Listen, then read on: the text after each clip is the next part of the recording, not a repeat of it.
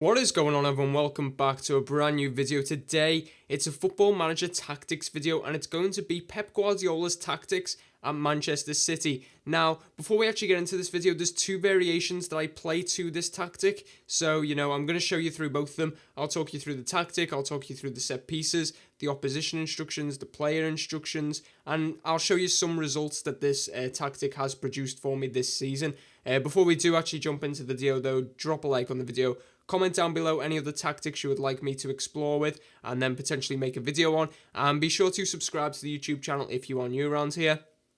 But let's jump straight to the tactic. Okay, so as you can see on screen right now, this is the first variation of the tactic. I'm using it in my Liverpool save currently, and this is the away from home tactic, or the tactic I use against the bigger team. So as you can see, ignore the players because some of them are out of position because, some of these guys are injured, because I'm actually using this in a proper save. But, like winger for Adam Lallana, that wouldn't really happen. Advanced forward, Divock Origi, it wouldn't happen. But, like, my main striker, Icardi, is injured. So, as I said, just ignore them.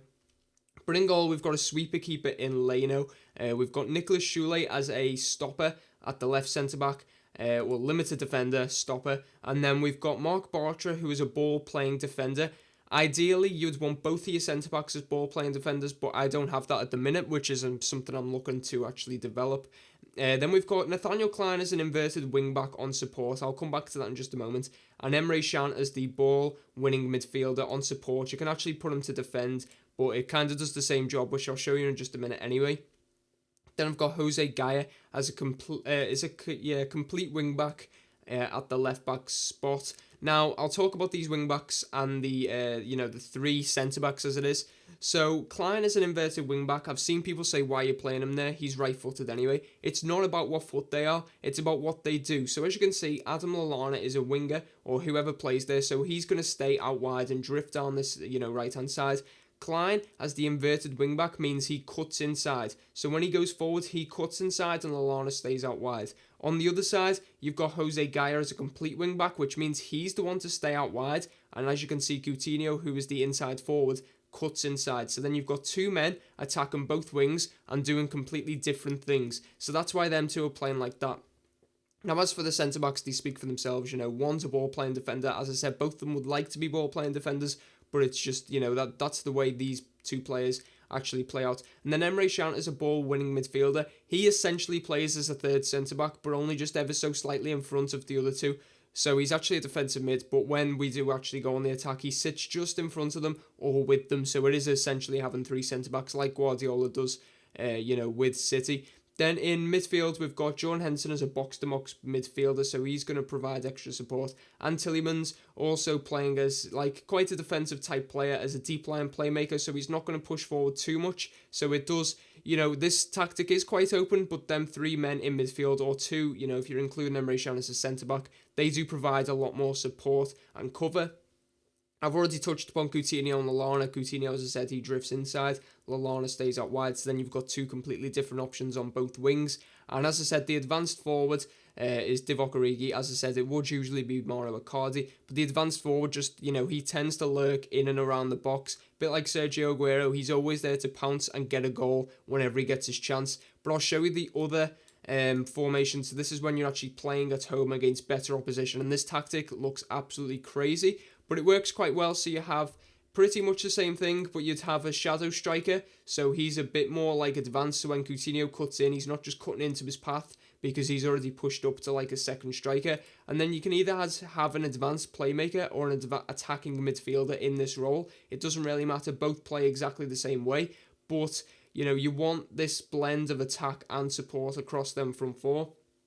And then obviously the striker actually then drops into a false nine, so then there's quite a crowded area right there, but it provides so many goals because they're so fluid with the movement, as you'll be able to see over here, because we're done with talking about the players now. So the actual, tactics, the background to them. So the team shape is very fluid. Everyone gets involved in every phase of the, attack and defense. So everyone's got a job to do in every part of the, the pitch. In terms of mentality, you can see it's on defensive, and you're probably thinking, isn't that a bit boring? Isn't that quite passive? No, it's actually not. It's just because if you play this type of tactic, the higher up you go along the here, the more possession you get. If you go to overload, then you sacrifice possession just to try and get forward a bit more. So I keep it on defensive or counter-attacking, depending if I'm playing home or away, just to keep the possession very, very high. As you can see, tempo is low because you want to play that slow passing, tiki-taka almost football. Time wasting's actually on frequent, but it's actually not, to be fair. If you move it up, it completely goes, but that's the only option you have anyway. To be honest, they don't really time waste. With this, sets are balanced, because I find if you actually play wide, like the format, like the tactic looks, it goes too wide and there's too many gaps and you get hit easily on the break. So just keeping it normal. The players play wide, balanced. The players play wide enough as it is. Defensive line, you keep to normal. All this you keep the same. Closing down, you want to close them down much more. So you defend from the front. You try and win the ball back high up the pitch, and that way you don't really have to do too much defending. A bit like how Liverpool play. You play out of the back, obviously, because the goalkeeper's a sweeper keeper. He's going to, be distributing the ball to the centre backs or the wing backs. Shorter passing, as I said, you want to play them nice, short, crisp, fast passes. Retain possession, as I said, this gives you a very, very high percentage of possession, which we'll look into in just a moment. Look for the overlap, obviously, because you've got two men on each wings with them wing backs pushing forward. So that is the team instructions done. We'll move on to the player instructions next. So as you can see, the sweeper keeper, he has obviously defaults of more risky passing, and he has another default, but I can't remember which one it was. Then I've said throw it out long. Actually, that's not right. Roll it out. Wow. Roll it out. I've not had that for a while, honestly, guys. I've just changed it before this video. So roll it out. Quickly just distribute. And I've said to the fullbacks, because the centre backs don't tend to split very often, so I just said fullbacks. It's much easier because then they can actually get forward anyway. We'll move on to the centre-backs, so I've not changed anything here. More risky passing for the ball-playing defender, obviously, and hold position. Same thing over here, and I'll just click hold position there. So just keep it at default and add hold position to the limited defender. For the the ball-winning midfielder, close down much more, tackle harder, and hold position. It goes without saying, pretty much. Then you've got Nathaniel Klein as the right wing back. As you can see, I've played 25 games with this team, near enough, in this system. Emre Can's played 28 games, Jose Gaya 19, so it's around 20 games in this system. As you can see, just keep that to default pretty much. I don't actually think I've changed anything there. And same thing with here. You can take a look at these and just, make note, but keep them to default. This is where a few things come in. So you want the inside forward to sit narrower, you want to dribble more, and so on. I'm just going to actually change this back ever so slightly in just a moment for these two players, because I set the instructions for them. Actually, no, I'll leave it as this. So all I do is keep them the same and tick sit narrow for the inside forward, and keep the the default settings for the winger. Now, in terms of the attacking midfielder, I'll pick these right now so you can see what I'm doing. I'm going to say get further forward, because you want to really push a lot of players into the box. More risky passing, and that is pretty much all I'm going to do for that. Shorter passing, exactly, yes. Now, there's some defaults for the shadow striker. Let's see if there's anything else I can offer. Maybe shoot more often if you really want to, but if your striker's good enough and your other players are chipping in with goals, you don't really need to tick that. And then for the advanced forward, we're just going to leave it at that. Again, if shoot more often, is there any point? Because he's a striker anyway, he's going to know to do that. So that's the player instructions for the very attacking, variation of this tactic. Move on to the set pieces anyway. So we'll go to corners, because that's all I really focus on. Free kicks, throw-ins, penalties, they kind of go for themselves. If they're in a decent position to shoot, they'll shoot. If not, then, you can change it, but I don't tend to, because my team just tend to do a good job of it anyway. In the attacking sense, it's the same on right and left. So you get the ball to swing into the near post, or, like the 6-yard area type of thing. You have your left centre-back attacking the ball. Sometimes he'll flick it on, or he'll just go straight for goal. And then you have your right centre-back at the far post, just in case he misses it. So you've got your two biggest players. That's another important thing. You need centre-backs to be quite big guys. And then from the right-hand side, exactly the same thing, but just the players have switched around. You want 3 players staying back, which are your 2 wing-backs and your defensive mid. In terms of defending, I won't touch on that. But again, same thing. You want your players sitting back. And that's pretty much that. We're going to jump into a few games to show you how this tactic has played out for me over the season so far. I started at the start of the season, win the 6th of February. You can see how I'm doing in the Premier League. I'm a few points off the top, but I am defending the title, as you can see over here. But, I'll show you some of the key matches that this tactic has produced, and just see exactly how it works. So the first match that I played in this tactic, obviously we can't actually see it properly because it's that far, it's that long ago, was a 6-3 victory away to Leicester. So obviously the team was getting used to it. It was a very open tactic, but it does show the goal scoring, capabilities that it has. We scored 3 goals in 29 minutes. Leicester got a few back and so on, but we did go on to win 6-3. More recently, we'll go into the game. There's a few losses in here which are disappointing. I've never been able to beat Tottenham, so you can kind of discard them anyway. They were pretty poor defeats. Man City, tough team, and we're building this tactic off Pep Guardiola's tactics, so we were pretty much playing exactly the same system, so it just came down to who had the better players, and City eventually did have them on that day, and then Watford was just a bit of a shock result in terms of when it, you're not meant to lose at Watford, but in terms of when the actual game was played, it was right in that congested part of Christmas, with, results are always a bit up and down. But more recently, we'll take a look at the game against Chelsea that we've recently played, and we won 2-1. As you can see, 60% possession away from home at Stamford Bridge. That doesn't really happen very often. All of our players above a 7 except the goalkeeper, but, you've got to have a real good game as a goalkeeper to do that anyway, and he wasn't really tested, so I can't really complain with that. Obviously, you can see it was actually the defensive tactic. Where is it? It's formation. So, as you can see, it was the defensive one of this tactic, but it worked very nicely. Obviously, Chelsea playing quite a defensive tactic themselves. I'll just show you some of the average player positions and so on. So, there's the heat map. Don't know if you're too bothered by that. Average player positions. So, we shall go with, what should we go with? We'll go with overall, shall we? So, overall, as you can see, team shape is pretty much as it is. Tielemans and Emre Can playing pretty defensively, quite deep.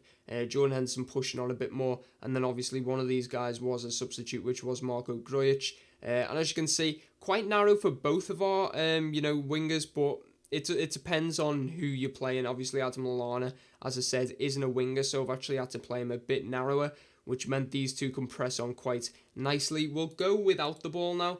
I'll just check here. So without the ball, as you can see, it's a much deeper defensive line. They're pretty much playing as a back 4. So if you're wondering whether they're pushing up too high, no, they're not. You can see they're playing as quite a nice back 4.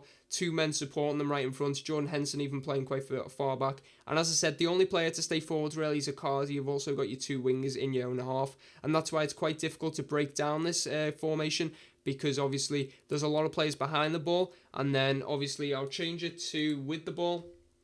They push up a lot more, as you can see, a lot more of an attacking threat. Still got that cover in Tielemans and Emre Can, but the rest of the players do start to push forward to try and get some attacking opportunities. I'll find another game that kind of highlights this tactic for you. Let's just see. I can't really remember which games have been games where I've thought, wow, the tactics really worked in that match. I think there's a game against Everton in here somewhere. I'm just trying to see where it is. So Everton at home. I can't remember if I did play this tactic in the... Yeah, so there we go. I actually played the away tactic at home against Everton because it was a big game and I really wanted to win. As you can see, 56% possession. We had loads of shots. So if you're wondering if it's too passive, too defensive, no, it's not. You can really get some solid attacks going with this tactic. Obviously, huge amount of shots. Not so many on target, but it's good to see that we did take our chances. And we kind of restricted Everton in theirs. We'll take a look at the... Once again, we'll take a look at teams. We've got Everton selected there. So average player positions, as you can see, at home are much more offensively, set up in terms of going forward at least. And obviously there's a lot more players on there. That's because we did make quite a few changes. But as you can see, Tielemans protecting the back 4. You've also got Adam Lallana playing quite deep, which, I mean, that's good to see. This is on the offense, but that just shows how, attacking these wing backs actually are. Look how close they are to both of the actual wingers themselves. And the midfielders know exactly what to do in their job. They're all pretty much in the same position. Sadio Mane also in there. He played as a false 9 when he came on. Divock Origi was an advanced forward. Barbosa also out there. So, the team are starting to show a bit of good shape. I'll just switch that up. That's in terms of defensive. So once again, you can see a notable difference. They all drop back. The back 4 is pretty much straight now with, defensive cover there. Interestingly, Emre Can's a bit further forwards, but maybe he was just playing a slightly different role that day. Adam Lallana, as I said, dropping quite nicely back. Coutinho once more dropping back. Only 2 players outside of our own half in terms of the defensive side of things, but Barbosa's a much more attack-minded winger anyway. So that just shows that this tactic, the players kind of adapt to it quite nicely. They know exactly what to do in attack and what to do in offensive side of things. We'll show you the actual stats from the league. So possession-wise, we're actually top. And Man City, ironically, who were actually copying their tactic, they're 4% possession behind us. We're well clear of everyone else with 58%, which is absolutely crazy. Let's just see any other stats that can really, point in the direction. So you're actually getting quite a good cross completion ratio, not the best, and we're not actually taking that many crosses, but it's good to see, especially with crossing being so good in this game. We're joint on pass completion ratio with Man City once again. We're mimicking, their tactic, pretty much around the same. Passes completed as well, the amount, 10,000 or so passes completed. So, as you can see once more, we are literally in and around City. We're the second highest in terms of passes completed, only behind Southampton, but they've had nowhere near the same amount of possession as us. Conceded-wise, second to Man City. So, again, pretty much following in the footsteps of City. And in terms of clean sheets, we are actually top. So this tactic does produce clean sheets, which is one thing that you really want to see. If you want to see how many goals we've scored, we've probably not been as prolific in terms of goals as we'd like to have been, but we are outscoring Man City, which is a good thing to see. 6 more goals than them. Obviously way behind Arsenal, but they do sit top of the league, only a few behind the other teams in front of us. So that is, what this tactic produces. Now, before I wrap up this video, as I said, I just want to make it clear that this is a work in progress, and that's why I wanted to show you guys, because you guys can take this for yourselves if you want and put your own slant on it, maybe test it out, try a few different things with it, and potentially you could even get it to work even better than what I have so far. But that is all. If you have enjoyed, drop a like on the video, comment down below. If I've missed anything out, let me know, and I'll obviously drop it in the comments below. I'm sure I probably would have missed something out, but that is all. Thank you all for watching. As I said, drop a like, comment, and subscribe. Until next time, goodbye.